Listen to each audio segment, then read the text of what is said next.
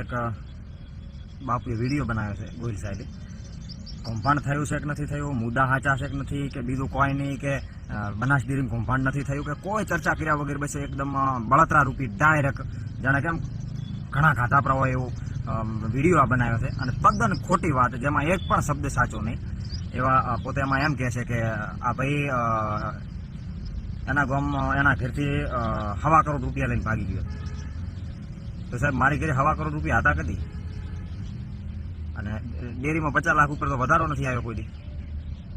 અને આ બધી વાતો સાહેબે પાસે બીજી એવી વાત કરે છે કે આ ભાઈ ગામમાં મંત્રી હતો એટલે એને કાઢી નાખવામાં આવ્યો છે, એટલે આ બધાને ખોટું કરવું, એટલે હવે અમે ચમ આવે છે, પણ તમારે મારા ગામને શું લેવા દેવા, તમે છે ને તમે શું રહેવા દેવા રાખો.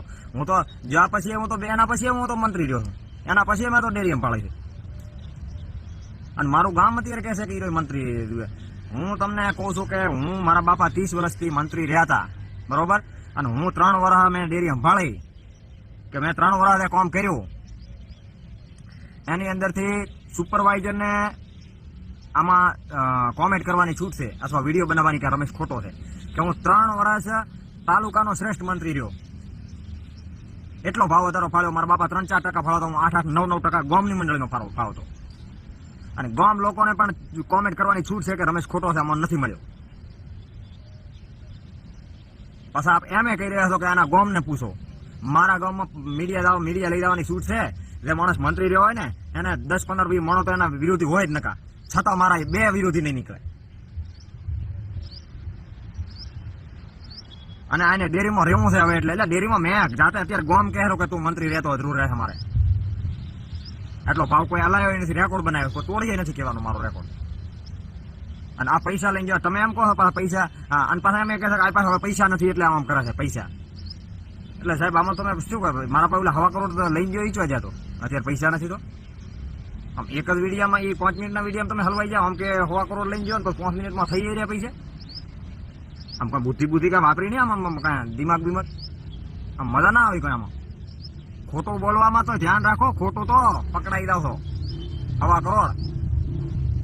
મને તો એમ લાગે કે હોંકડો તમને જો મળ્યા એટલો હીરો લાગે છે.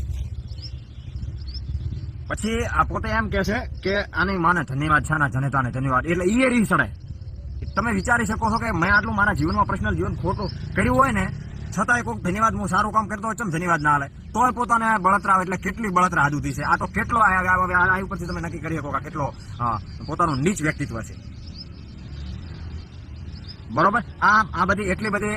અને પછી એમ કહે છે કે રોમસિંહભાઈ મારો હગા મામાનો દીકરો, એનો આ દીકરો હગા મામાનો. અત્યારે રોમસિંહભાઈ 20 વર્ષ પહેલા ડેલિકેટની ચૂંટણી લડતા હતા, અમારા જ ગામનો ઉમેદવાર હતો, તમારે કોઈ લેવા દેવા જ નતા. તેથી તો તમે 2 ભાઈ આવીને બુકણામાં આવીને પ્રચાર કર્યો એના વિરુદ્ધમાં, રોમસિંહભાઈને હરાયા. હગા મામા દીકરાને હરાયો, કાંઈ લેવા દેવા નહીં. તો તમારા સંબંધને શું હોય? તમે તમારી બેન પાસેથી પદ પડાવેલ છે, સંબંધને તમારે શું, એ તો કહો. પાછો કહે છે કાંઈ ને આ કુટુંબના ગીતામાં નથી કોઈના. તમે ગામના ગીતામાં, કુટુંબના ગીતામાં, તમે સમાજના ગીતામાં છો. આના ગામને જઈને પૂછી લો. ગામને કોમેન્ટ કરવાની છૂટ છે, વિડીયો બનાવવાની છૂટ છે, જેને જે કેવું હોય, બરોબર. આજ દી સુધી એક પણ મારો વિડીયો ગામમાં કોમેન્ટ ખરાબ, એક પણ કોમેન્ટ ખરાબ નથી આલી. ખાલી તમે 3 મહિનાથી બાપ દીકરો 2 જ કોમેન્ટ કરતા હતા, અને કોઈ તમારા ફેર ના પડ્યો. એટલે હવે અને મેસેજ બીજા ફરતા કર્યા ગ્રુપમાં કે આ છોકરો તો દૂધમાં પકડાયેલ છે, આમ છે તેમ છે, એ કોઈ મેળ ના પડ્યો. મારી ઉપર જીવનમાં એક કેસ નથી. મારા કુટુંબમાં કેસ થાય, ઝઘડા થાય ને, તો વિરોધીઓ મારું નામ ના લખાવતા, કે એનું નામ નથી લખાવતું, એ વ્યક્તિ અલગ છે. એવી રીતનું હું જીવન જીવ્યો છું. પાછા ના કે એનો ગામમાં પૂછવાનું જીવન કેવું, પૂછતો ચાલો, નકર હું તમારા ગામમાં પૂછાવું, મીડિયા મોકલું તમારું જીવન કેવું છે. હવે મારું ગામ મારા સમર્થનમાં છે, આ પોતાને જે કાકા બોલે એને આખું ગામ મારવા ફરે છે. ગામ લોકો અમુક ગામમાં નથી ધરાવતો, પોતે ફરાર છે, અને પોતે બીજાની વાતો કરવા બેઠા છે. અને આવી કઈ બળતરા. અને પોતે એમ કહે છે કે મેં ઉપવાસ તોડાવીને છે. એ વાત હું તમને મોડી કહું. મારે આગળ ઉપવાસ અઠવાડિયાના કયા તમે મામલતદાર કચેરીથી પણ મને થરાદ કલેક્ટર ઓફિસ લઈ જવામાં આવ્યો, અને કલેક્ટર કે હું બેહવાનું એમ કરીને પરમિશન ના આપી. એટલે હું ગેટ બારે ઉભો તો, ગેટ બારે એમનો ખબરી માણસ ઉભો તો, રમેશ દેવો બારે આવે એટલે એને ખબર આલી, અને બ્લેક કલરની ફોર્ચ્યુનર આવી, એમાં પોતે ઉતર્યા, અને બીજા 2 જણા ઉતર્યા.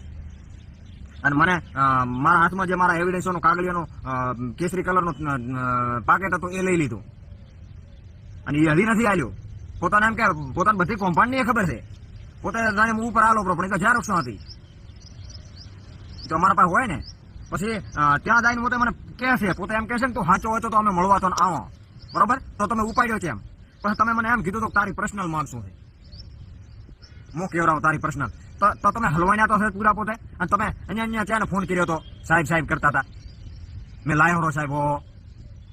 હવે આટલા જૂઠા મેં તોય કોઈ વિડીયો બનાવી નથી કીધું આટલું, કારણ કે હમણાં કિડનેપિંગ નો કેસ થાય તમામાં, તો એમ શાના ઉપાડે છોકરો મને એક રાત રાખ્યો તમે તમારી ઘરે, અને રમે નહીં તો લાવવા ના જુ. હું જ્યાં બોલું રહો સોગન ખાઈને બોલું, તમે લખાપીની સોગન ખાઈને બોલું હું એમ. તમે સાચા હો તો સોગન ખોપરી, ખોટો બફાટ. અને બીજી ઘણી બધી પોતે બફાટની વાતો કરી છે કે આને કોઈ સમર્થન ના આલવું, ને આના ખર્ચા બહુ મોટા છે. કેમ ખર્ચા? એટલે મારે તો તમારા છોકરાના કોઈ ઓળા ધંધા તો છે નહીં, આની પાસે પૈસા નથી, આના હવે પાસે કોઈ રહ્યો નથી, એટલે પડાબા કરે છે. તમે કેટલા પડાયા? મારો મુંબઈમાં 50-55 હજાર પગાર છે, એમાંથી 10,000 રૂપિયા વૃદ્ધાશ્રમમાં જાય છે. નામ શીખ બોલો, મહિપતસિંહ ફાઉન્ડેશન વૃદ્ધાશ્રમ વવાલ. પૂછવું હોય તો પૂછી લેજો ફોન કરીને. 2800 થી વધુ માતાઓનો બુજુર્ગોનો આશીર્વાદ છે મારી પાસે. તમારી જેમ ફાકા ફોજદારી કરી નથી ગયા. અને તમે એમ કહો છો કે આ તો ગોંડો છે ને આટલા દિવસ બધું સહન કર્યું, આ તો ગોંડો છે, કોઈ સહન ના કર્યું. ભાઈ મેં જાતું કર્યું, કોઈ કર્યું નહીં. આ ગોંડો હું 20-20 મિનિટ વિડીયોમાં બોલું છું લગાતાર, અને આપ 1 મિનિટના વિડીયોમાં ઝંડાનો લંડો થઈ જાય છે. તો અમે તો ના કીધું કે આ ખોટો શીખો છે, કારણ કે અમને એમ કે જે હોય બાપુ છે અમારા, અમે બધું જાતું કરો, તમારે કોઈ નહીં. તો કંઈક મર્યાદા રાખવી પડે બાપુ, અમુક વસ્તુની લિમિટ હોય. અને હું તો કહું છું કે હવે આ પોતે આપને માળા ફેરવવાનો સમય છે, કારણ કે હવે તમારાથી રોયું નથી જાતો, બીજું કોઈ નહીં. અને હું તો પોતે આ બધા છોકરાને કહું ફોન પોતાને લઈ લો, કારણ કે પોતાથી હવે રોયું ના જાતો, બધું આવે ભાઈ, સમય આવે. ચમ હું તમારા પાસે મોગવા આવ્યો 100 રૂપિયા, અને કદી મોજા છે? અને મોગો તમે આલો એમ છો? ખાલી ફાંકા ઠોકવા હોય તો પેલા જાર મારા ઘરમાંથી, આખા સમાજમાંથી જયારે કોઈ હોશિયાર વ્યક્તિ કે ગમે એ માણસ આવે, કે એજ્યુકેટેડ હોશિયાર અને બહુ ટેલેન્ટેડ વ્યક્તિ આવે, એટલે પેલી ફોન મારી દેવાની. એને કે આમાંથી આગળ થઈ જશે. એટલે તમારા પેટના કાતરા જ ખોટા છે, એમાં અમે શું કરો? મારી 5 પેઢીનો ઇતિહાસ છે, અમે સુખી 5 પેઢીથી છીએ, બરોબર? તો મારું પૂન છે એટલું. અને તમારા 2 પેઢીમાં તમારો ઇતિહાસ તો કોક ને જે તે બીજું ત્રીજું શું હાલી નીકળે, ગમે એમ ના હોય. પછી બાપુ ઘણું સહન કર્યું, મારે નતું બોલવું પણ મોઢામાં આગળ નાખ્યા ને એટલે બોલવું પડ્યું છે. હવે તમે ખુદ મને એવું કીધું છે કે અમારે કોઈ શંકરની જરૂર નથી, પણ હવે હલવાઈ નાખો, એટલે તમે ખુદ લખા પીર દાદાની સોગન ખાઈને કહું છું. અન્ય તમે મને કીધું, પછી તમે